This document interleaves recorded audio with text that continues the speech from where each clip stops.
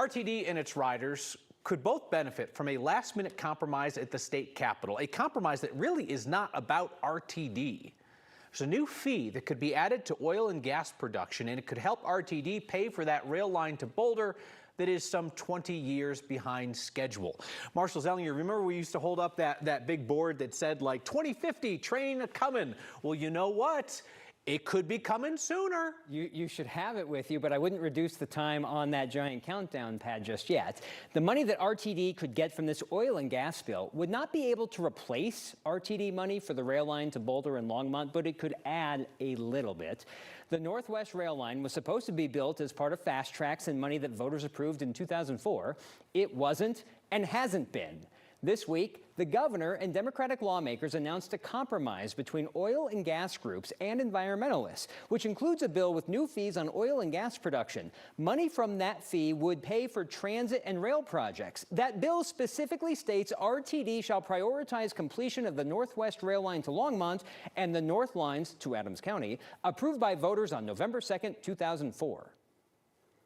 It is not funding the same projects that folks already approved, although we do think it's very important that RTD delivers on the promises that they made to voters 20 years ago, and that's why there is an aspect of the bill that says that RTD shall prioritize the finishing and the completion of those projects that they promised voters in 2004.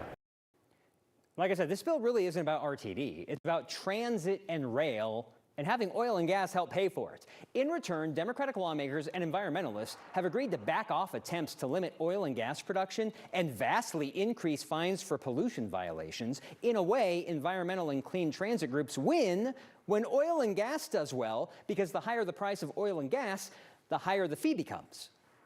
They should pay more when they make more. This is something that we've seen over and over again. When some sort of crisis happens globally and multinational corporations extract more from community through our pocketbooks than gets put back in. And so they make more, they pay more, absolutely.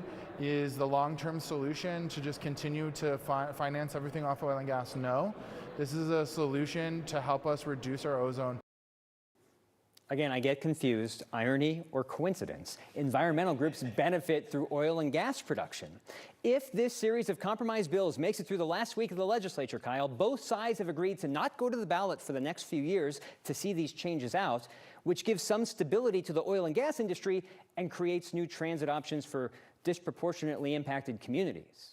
Like, how set in stone or set in rail in this is this? Because, I mean, people have been promised this train before, and you can understand how they'll say, I'm not going to believe it until it pulls up going choo-choo or whatever sound trains make now. Sure, the governor's not going to be there in a few years, and Senate President Steve Ventberg's not going to be there in a couple of years, when maybe other lawmakers or environmental groups that weren't part of this compromise will come through and say, you know what, we don't like those changes, we didn't agree to this, and we're going to go to the ballot with something else.